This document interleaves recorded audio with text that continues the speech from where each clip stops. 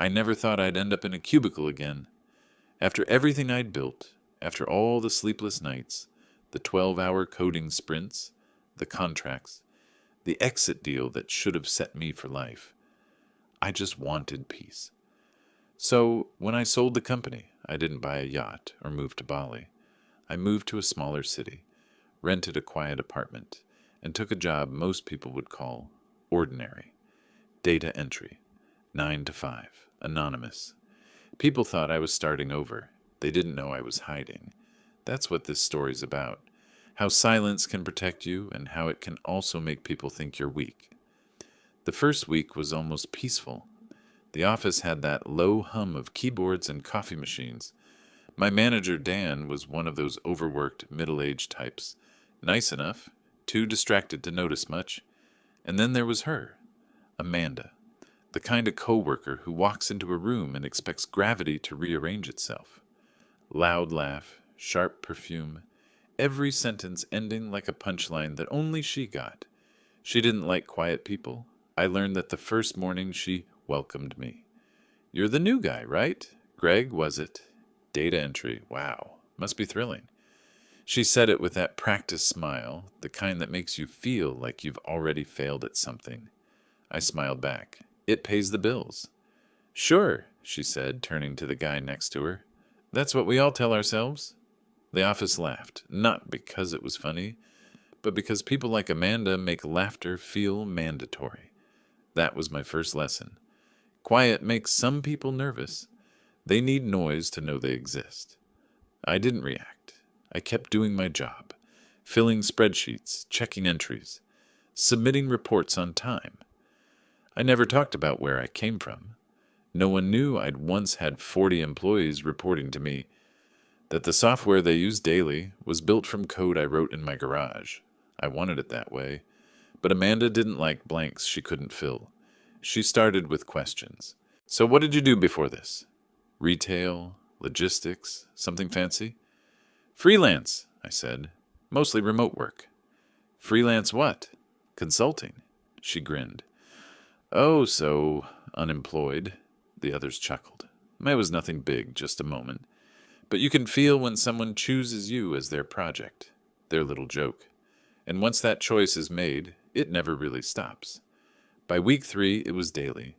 Little comments slipped between meetings. "Careful, Greg might take notes. He loves typing things. Don't ask him to fix the printer, he's consulting." At lunch, I'd eat alone by choice, and she'd pass my table, always with an audience. "Don't work too hard, Greg. Nobody's promoting you for perfect commas." I wish I could say it didn't bother me. It did. Not because I cared about her opinion, but because I remembered being her. Years ago, I was the one too proud to see the quiet ones. I used to walk past the interns like they were background music. Success does that. It dulls your empathy. You think you're the story, and everyone else is your audience. So I didn't fire back. I let her talk. Then came the meeting. Every Tuesday morning, Dan ran a team review. Updates, numbers, targets. Amanda always spoke first. Loved to fill the room with buzzwords. When my turn came, I gave clear, short updates. Always accurate, always on time. One morning, she interrupted halfway through. "Wait, Greg, can you explain how those metrics even matter? You're just entering data, right?" The room fell silent. Dan looked uncomfortable. "Amanda, no, come on," she said, leaning forward, eyes locked on me. "You're not really analyzing this stuff, are you? You just copy what we give you." Something in her tone hit different that day. It wasn't just teasing anymore. It was a test, a public one. I looked at her for a moment, then said quietly, "Would you like me to explain the difference between entry and analysis?" She smirked. "If you think you can." So I did. I opened the projection, pulled up her last report, and showed her, gently but clearly, the 3 data discrepancies in her work that had been fixed by me before submission. I explained what each one meant, how it affected the forecast she'd presented. The room went dead quiet. Dan blinked. "Greg, you caught those?" "Yes," I said simply. Didn't want to make a fuss.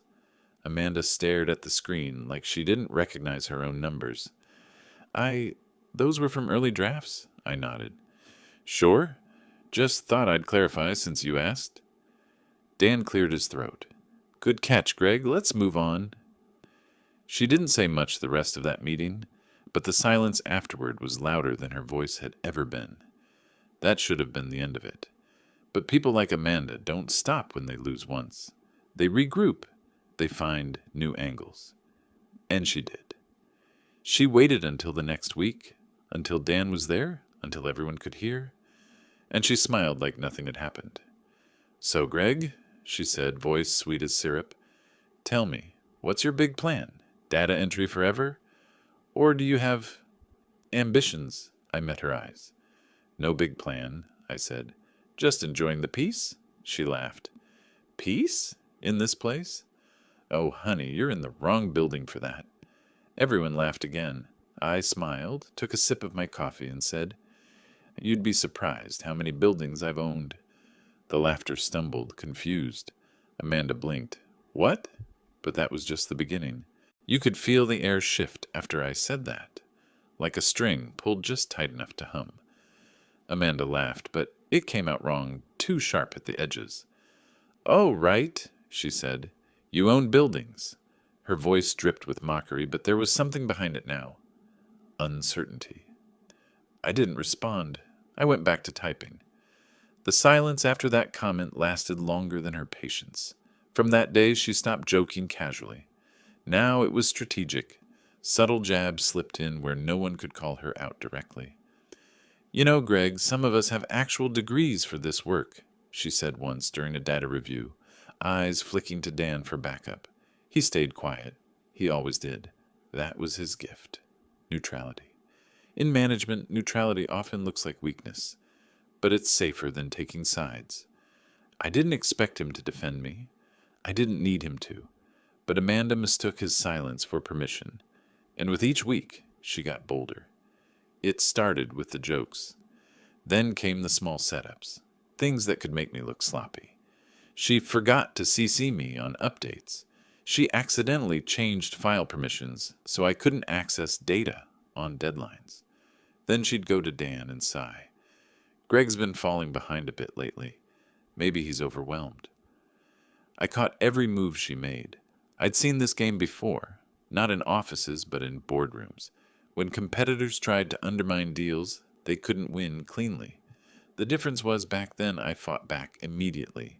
Here I let it play. I wanted to see how far she'd go when she thought I couldn't stop her.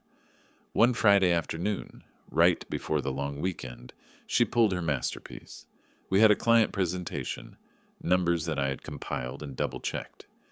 It wasn't my job to present, but Amanda insisted she should. For consistency. I didn't mind. The numbers spoke for themselves, or so I thought. 10 minutes before the meeting, she came over to my desk. Hey, Greg, I had to fix a couple of your figures. Just rounding errors, she said lightly. I already updated the file. Something about her tone made me open the shared folder the second she walked away. The file had been edited, not just rounded. Entire datasets had been shifted, percentages changed, enough to make the forecasts look artificially high. I checked the timestamp. 10 minutes ago. She wanted to impress the client, inflate the report. If anyone caught it, the blame would land on the data guy. I leaned back in my chair, staring at the screen. I could have fixed it right there. I could have called her out. But I didn't. Instead, I saved the file under a new version, original v2, and left it exactly as it was. The meeting started at 3 Boo. The client, a regional logistics firm, dialed in over Zoom. Amanda ran the show, smiling, clicking through slides, her voice smooth and rehearsed. Dan sat beside her, nodding along. I stayed in the corner, silent observer. Everything went fine until slide 14, the revenue forecast. The client's finance lead frowned. Wait, he said. That projection seems off. We reviewed these numbers last month. There's a 14% discrepancy. Amanda blinked, smiled too fast. Oh, that must be a misprint. Greg handled the data input. Every head turned toward me. I looked up slowly. Yes, I said. I did, which is why I brought the original file. Her smile froze. I stood, walked over to the screen, and plugged in my flash drive. Here's what was uploaded yesterday morning before any changes. Dan leaned forward. Changes? Rounding errors, I said evenly. At least that's what Amanda called them. The client's rep looked between us. So which numbers are accurate? Mine, I said. You can cross-check with your own database. I used your last quarterly statement as the source. Dan's jaw tightened. Amanda sat perfectly still, her nails tapping the table once, twice, 3 times. The rest of the meeting passed in quiet, clipped sentences. No one said much after that. When the call ended, the room emptied fast.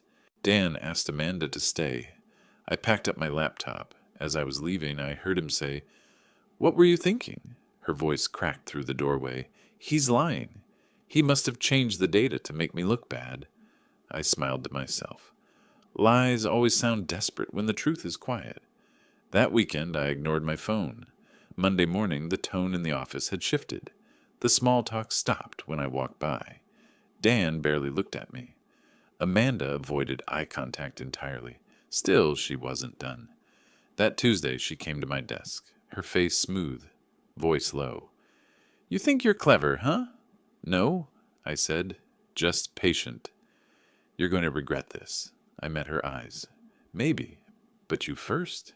She glared, turned, and walked away. By noon, I was summoned to Dan's office. He closed the door behind me. "Greg, I need to talk to you about Friday." I nodded. "Sure." "Amanda says you altered files to discredit her." "I'm not saying I believe that, but—" "You don't have to," I said, handing him a USB. "That's the system log. Every edit time-stamped with user IDs. IT can verify it in 10 minutes. He took it slowly. "You had this ready?" "I prepare for patterns, Dan, not accidents," he sighed. "You're not wrong, but maybe tone it down.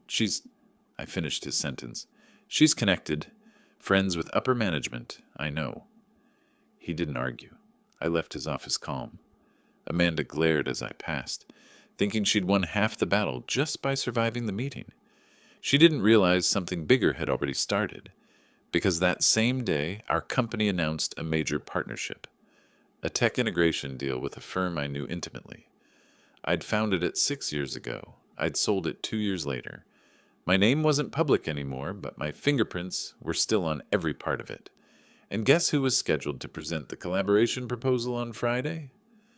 Amanda, with Dan as her supervisor. I didn't plan revenge, I just planned to attend. Quietly. When Friday came, I sat in the back row of the conference room, watching Amanda rehearse her smile again.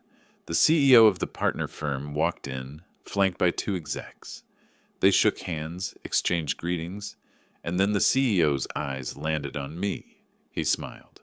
"Greg, I didn't know you were with them now." The room froze. Amanda blinked. Dan looked like someone had unplugged his brain. The CEO stepped forward, shook my hand firmly. "Ladies and gentlemen, this man wrote the original code that built our entire platform." Amanda's face went pale, and I just smiled. "I do a little data entry now." But that was just the beginning. You could have heard a pin drop. The CEO's words hung in the air, heavy and precise, the kind that doesn't need to be repeated, because everyone already knows they'll remember them. Amanda's smile had frozen into something brittle, the kind of expression people wear when their brain is still buffering for a response. Dan blinked once, twice, as if his mind was running diagnostics on what he'd just heard. I didn't move, didn't add anything. That was the beauty of truth. It didn't need my defense. The CEO, Mark, turned back to me, still smiling. "When my team told me we'd be integrating your database system, I had no idea you were sitting on the other side." "Small world." Amanda's voice finally scraped through her throat. "You two know each other?" Mark laughed softly. "Know him? He built the company I run. We worked together for years before he sold it." He looked at me again. Still the smartest engineer I ever hired. Dan's mouth opened, closed, then stayed open. "Wait, You mean I saved him the struggle? Yes, Dan. I started course in analytics 6 years ago. Sold it when it went public. Mark grinned. And our entire API integration, that's his design. Amanda's knuckles whitened on her clipboard. You could see her mind rewriting every moment we'd shared. Every joke, every jab, every time she'd rolled her eyes at me. I didn't gloat. That's the difference between vengeance and balance. I wasn't there to hurt her. I was there to watch the scales even themselves out. The presentation continued, but the dynamic was dead. Every question that came up, Mark redirected. Greg can answer that better than I can. Until even Dan stopped pretending to manage the room. Afterward, as people began filing out, Amanda tried to recover, leaning toward Mark with that sugary voice she used when charm was her only weapon. I didn't realize Greg had such an impressive background, she said. He's so humble. Mark smiled politely. That's probably because he doesn't need to prove anything. Her face twitched. Just a flicker, but enough.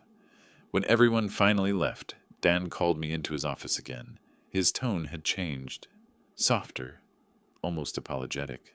I had no idea, he said quietly, about your background. Why didn't you say something? Because it didn't matter, I replied. Not for the job I took. He nodded, uncomfortable. Amanda's been out of line. I'll handle it. I stopped him. You don't have to.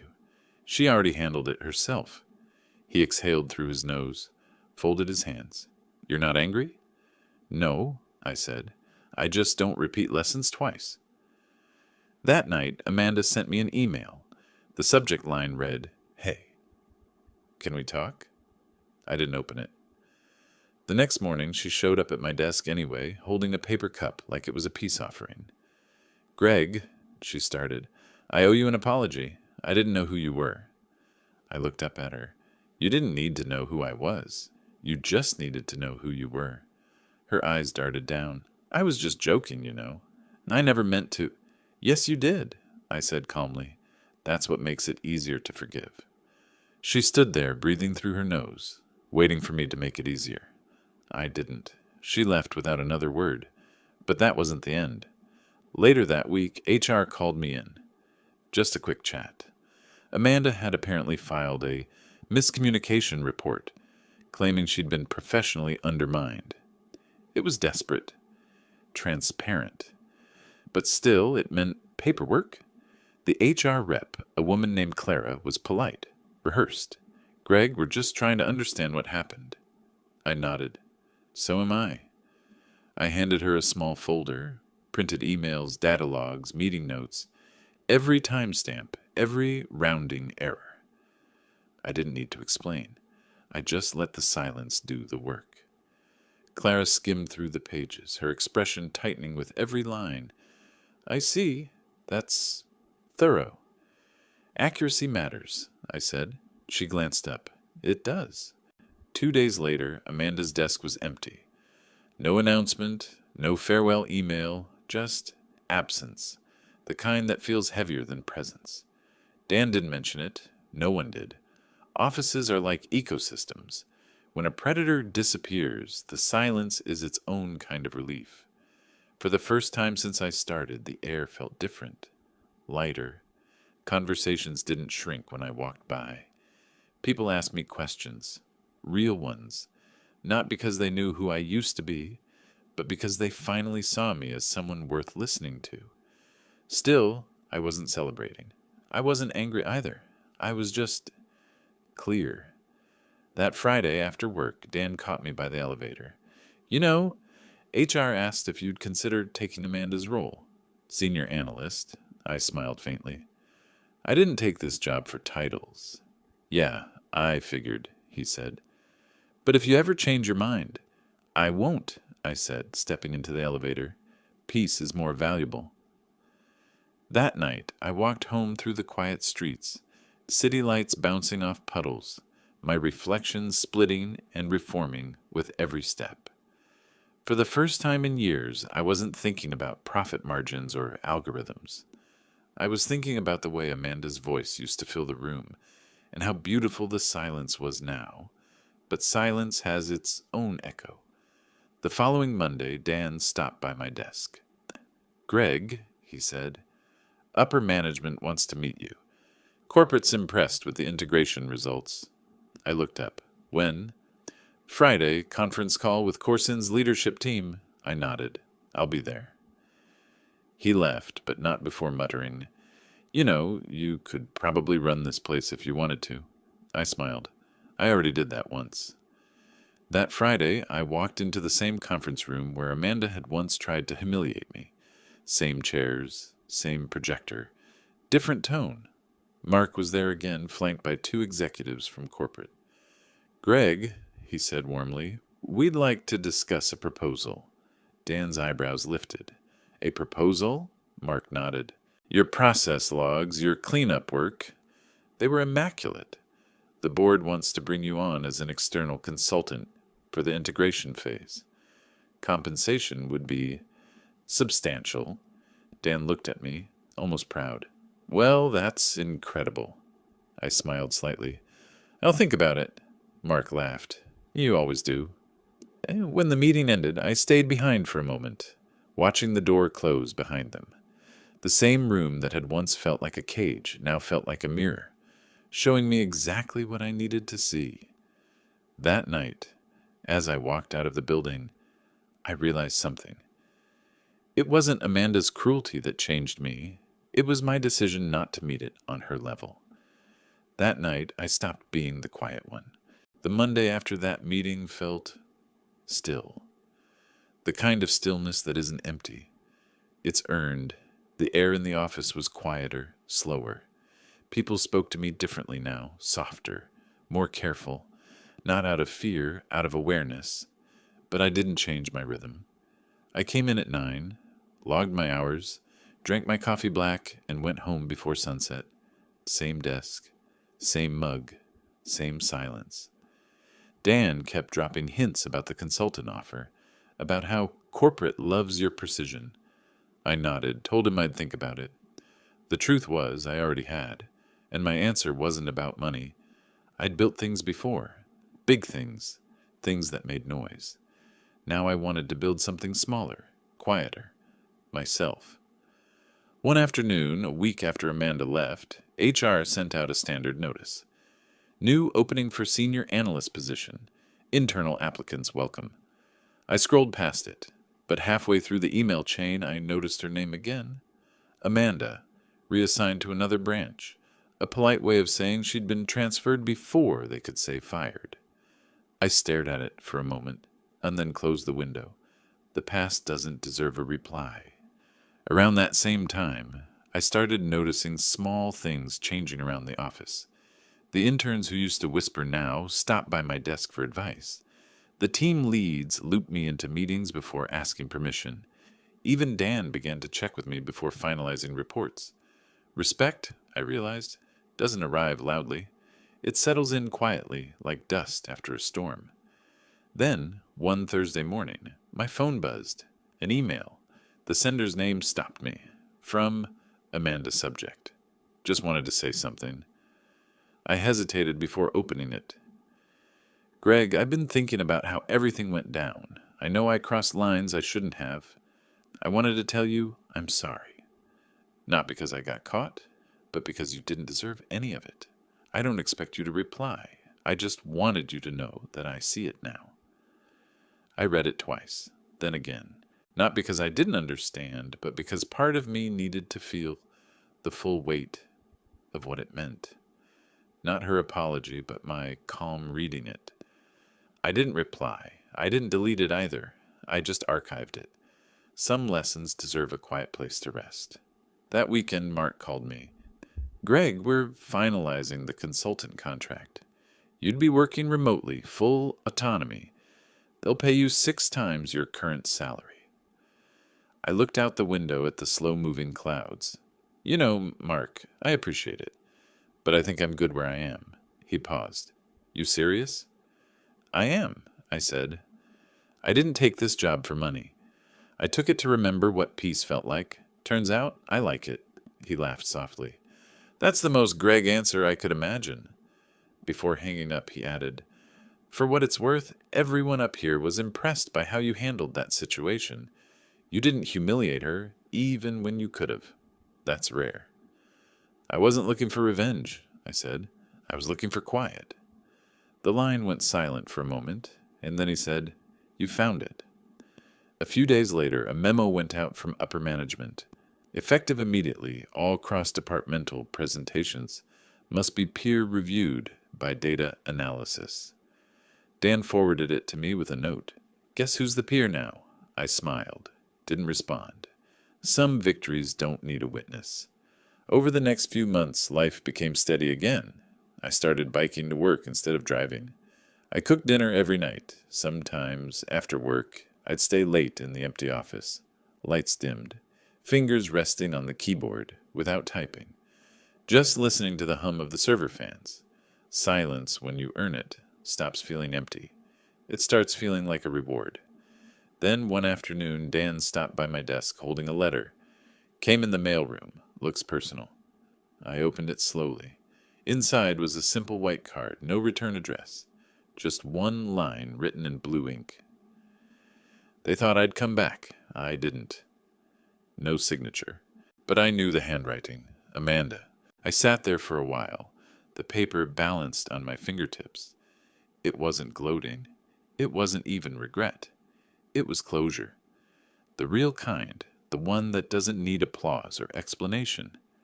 I put the card in my drawer, closed it gently, and went back to work. Weeks passed. The sun started setting later. My life stayed small, but steady. Sometimes, when I walked past the glass walls of the conference room, I'd see my reflection, calm, grounded, no armor needed. That's when I realized something no business deal had ever taught me. Power isn't about who talks the loudest. It's about who can stay quiet the longest without needing to prove they were right. One evening, as the office emptied and lights flickered off one by one, I packed my bag and stood for a moment by the window. The city stretched below, glowing in pieces. Somewhere out there, people were still shouting to be seen. I didn't need to, because now I understood the one truth Amanda never did, that silence isn't weakness, it's control, and sometimes walking away isn't losing, it's winning quietly.